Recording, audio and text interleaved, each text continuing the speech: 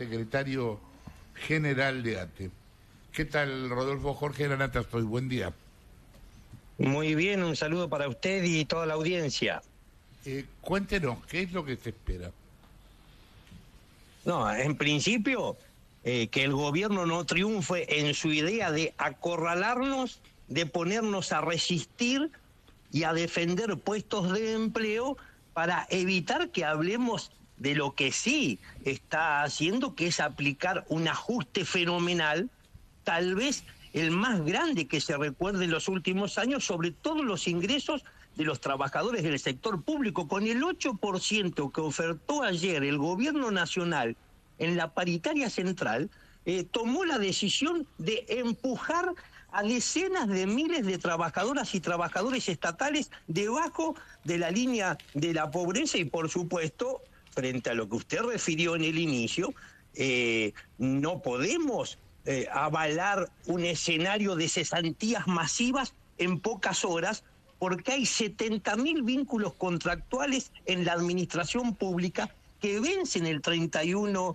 de marzo y el gobierno ha decidido cesantear de manera ilegal a el 30 o el 20% de ellos. Eso nos ubica frente a potenciales entre 14.000 y 21.000 despidos en los próximos días.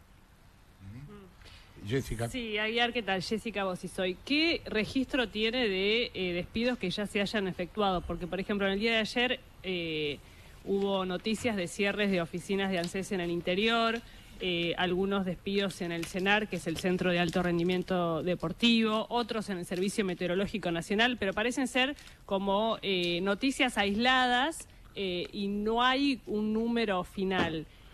¿Ustedes qué información tienen y qué registro tienen de lo que está ocurriendo en las últimas horas?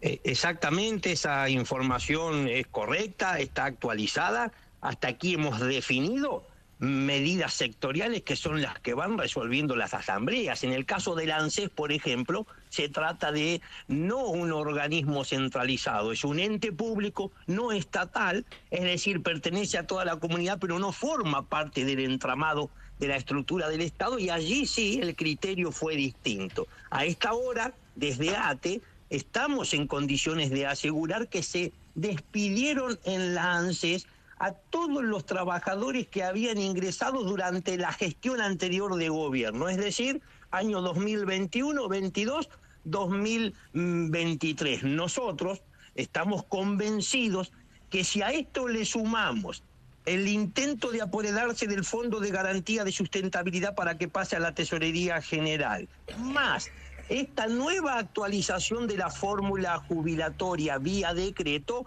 estamos enfrentando un vaciamiento del ANSES, que es uno de los principales organismos de la seguridad social, para favorecer el retorno de las AFJP y de esta manera que el capital financiero internacional vuelva en la Argentina a hacer negocios con nuestros aportes. Usted refería ANSES y contratos del 21, 22, 23, que muchos son contratos políticos, y usted lo sabe, que es militancia, que llega un gobierno, pone a su gente. ANSES tiene mucho de esto, porque tiene delegaciones en el interior, con lo cual ahí, ¿por qué defienden esos contratos? No digo que sean todos así, pero los contratos que son puramente políticos no deberían seguir en el Estado. Mire, en este caso, usted está hablando con un sindicato y con un dirigente sindical que hoy le toca ejercer la máxima responsabilidad en la conducción nacional, que plantea desde hace años que al Estado se debe ingresar por concurso público de oposición y antecedentes, sino por el dedo de un diputado, de un senador, del presidente o de un ministro, o a quien circunstancialmente, para tomar como ejemplo este caso, le toque gestionar la ANSES. Le recuerdo que frente a su pregunta, sí ya habían operado más de 300 cesantías con el funcionario primero que se hizo cargo con el gobierno Milei del ANSES, ¿lo recuerda? Y allí sí habían quedado desvinculados todos aquellos que se argumentaba desde la patronal que eran funcionarios políticos. Esta segunda tanda de despidos no tiene nada que ver con eso, se trata de trabajadores que desempeñan tareas que son indispensables para garantizar todas las prestaciones del organismo. Cecilia. Yo le quiero Pero le digo de todas maneras que, acuerdo con usted, si se trata de identificar a alguien que hoy está cobrando un sueldo del Estado sin ir a trabajar, nosotros somos los primeros en denunciar esa estafa que nos está perjudicando a todos. ¿Qué tal, Ayer? Soy Cecilia Bufflet. Lo que pasa es que la ¿Cómo le verdad va? es que hemos visto pocas veces, yo diría que no recuerdo ninguna, en la que ustedes hayan denunciado el nombramiento de funcionarios o de contratados en el Estado que no van a trabajar. En nuestro caso, nosotros no hemos denunciado ningún caso. Sí decimos, y le reitero, que estamos dispuestos a acompañar cualquier investigación que se realice y que no vamos a admitir de ninguna manera que haya trabajadores o personas que cobren un sueldo sin trabajar. Lo que no podemos negar... No lo van a admitir, pero no lo van a denunciar.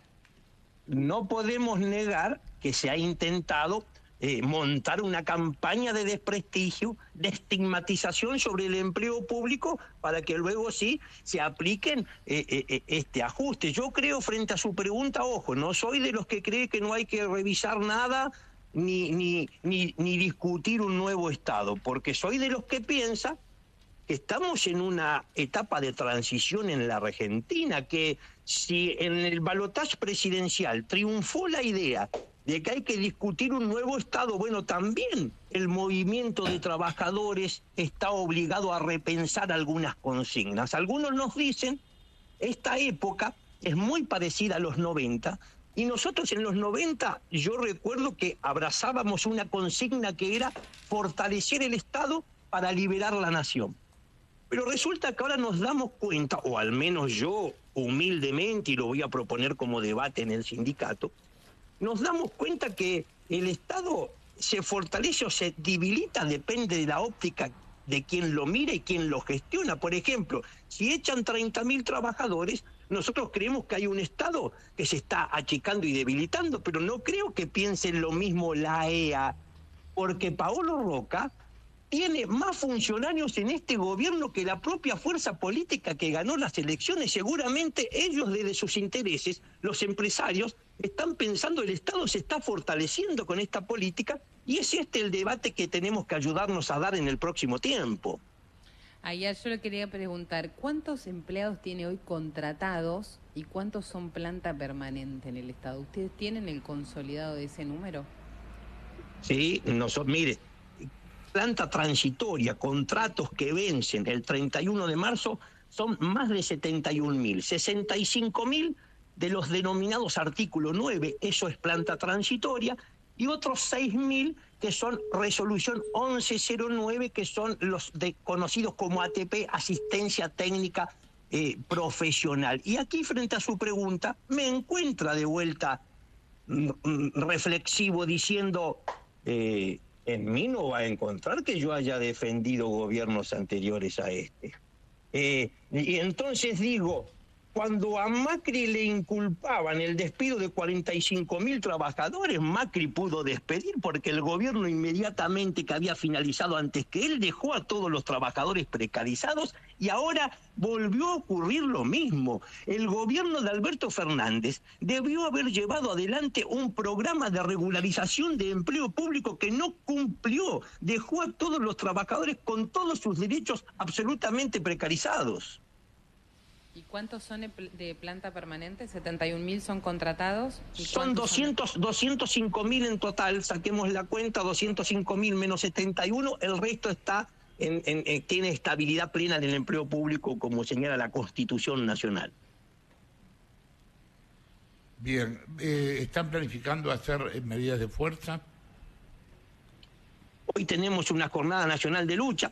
Nosotros somos razonables, mire, para hoy se iniciaban dos medidas: un paro nacional con movilización a agricultura familiar, porque recordemos que fue uno de los últimos organismos cuyo cierre anunció el gobierno. A las 12 vamos a estar en Paseo Colón al 900 concentrándonos, pero también anoche a las 0 horas teníamos que iniciar una huelga de 2 días de 48 horas en el SENASA. Sin embargo, los funcionarios, las autoridades de ese organismo nos convocaron y se comprometieron a que no se va a llevar adelante un proceso de despidos en el SENASA. Por lo tanto, dijimos, como muestra de buena voluntad, vamos a dejar en suspenso, a posponer las medidas hasta que finalice el fin de semana largo y revisar si realmente el gobierno cumple. Si el gobierno cumple, no pasará nada, y si el gobierno incumple este compromiso, inmediatamente vamos a retomar nuestro plan de acción, pero